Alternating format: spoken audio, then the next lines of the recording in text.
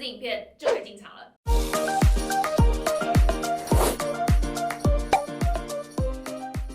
Hello， 大家好，我是 Ike。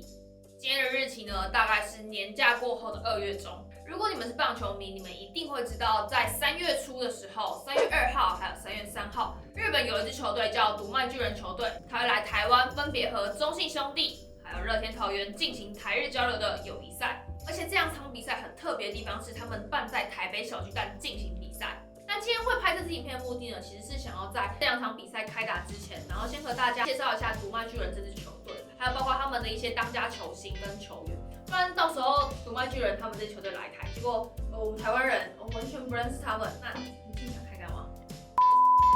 所以真的非常的推荐大家把这支影片分享出去给自己的亲朋好友们，跟他们说我已经帮他们做好功课了，看完这支影片就可以进场了。那个没有要进场的，其实也可以分享给他们。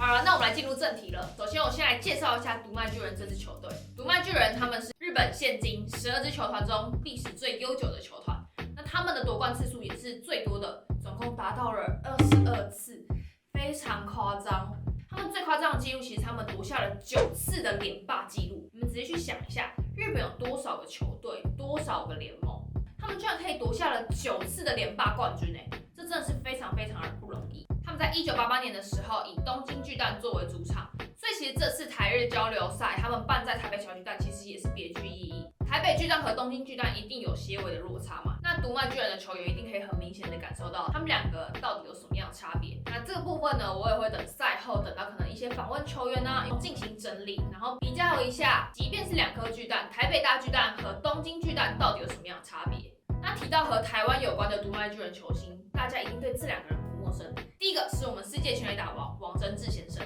第二个呢是我们的亚洲巨炮吕明寺，还有第3个在2016年曾经效力5年于读卖巨人球队的杨代刚。多亏了这些球星，所以其实读卖巨人对于台湾人来说真的不陌生，而且大家对他们的印象应该也是非常的好。他们在台湾其实也具有超高的人气。那读卖巨人的一军阵容包含了近4年3度拿下央联全垒打王的当家第4棒冈本和真，还有我们的游击人气球星坂本勇人，还有连2年12胜的投手互相祥真，还有去年拿下央联的新人王的终结者翁田大士。所以这次的台日交流一定真的非常的好看，因为读卖巨人的社长他有提及到他们会带最强的阵容，然后来和台湾 PK， 所以大家千万真的不能错过这场比赛。那接下来就是球员的部分了，和大家稍微的介绍一下读卖巨人有哪些当家球星。刚刚有提到的不动第4棒冈本和真，他当年以27岁2个月达成了生涯200轰的这项里程碑。大家要知道这项纪录真的非常的厉害，200轰在27岁的时候他就达到了，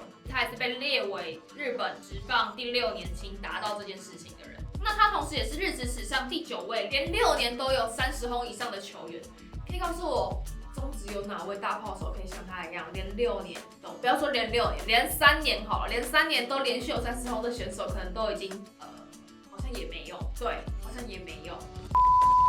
那除了冈本的长打火力、持续的猛力输出以外，我觉得他对这个球队最大贡献就是他不缺席，他几乎是全勤。所以我们可以看到，这个就是冈本的价值。那他毋庸置疑一定是现在这个时代中日本职棒不动的第4棒。那再来我们来讲一下读卖巨人的当家游击手坂本勇人。坂本勇人这个名大家一定不陌生，在我还小还没有特别去看日职的时候，我就已经知道这一个人。那坂本勇人他的打击跟手背都有一定的水准。他在31岁的时候已经成为了日职最年轻达成2000安纪录的右打者，这非常厉害。那他生涯成就呢，还有在2012年拿下央联的安打王，2016年的打击王，还有去年达成单季生涯纪录的40轰全垒打，夺得央联的 MVP。那坂本勇人除了他的打击有一定的水准以外，他精湛的手背其实也真的是不容小觑。如果我们提到日本的游击手，第一个想到的真的都会是坂本勇人。只是比较可惜的事情是，巨人他想要将他的手背位置从游击手调到防守的负担比较小的3垒，因为我们说个实话嘛，坂本勇人也真的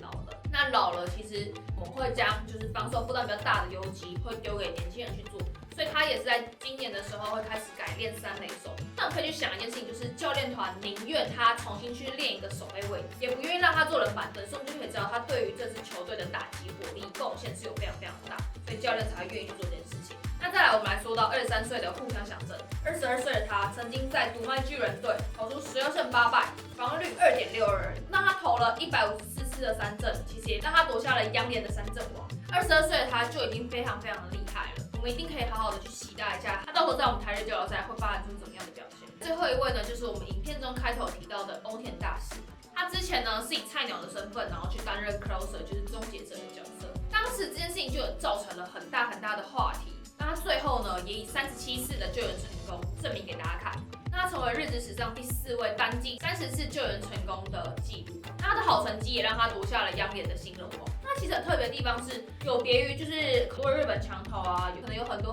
什么有的没的七彩变化球啊，没有，他的球路都很简单。它是2种主力的球种，第一个是直插球，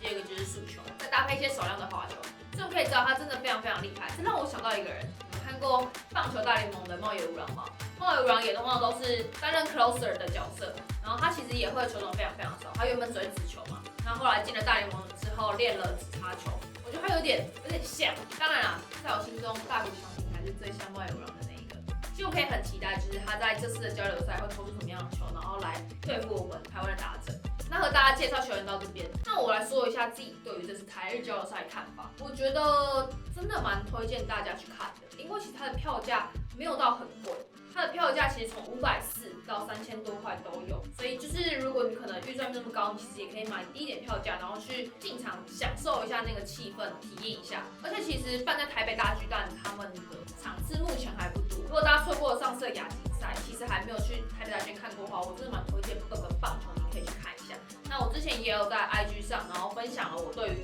开箱台北大巨蛋的看法，然后我大家也会放链接在那个资讯栏那边，大家在去之前可以先稍微看一下台北大巨蛋的介绍。但是其实开放的位置其实也非常多，我记得一开始好像说会开放3万吧，但好像后来又有增加。其实2场这样累积下来，新闻上目前是说5万多了，那我自己觉得有可能到6万，这6万的观众真的是有福，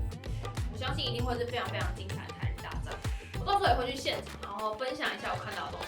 所以如果你们有不能去的朋友，然后想知道什么事情，其实也都可以在下方留言跟我说。那今天影片就到这边结束了，喜欢的话记得按赞、订阅、分享、开启小铃铛。那我们就下个影片见喽，拜拜。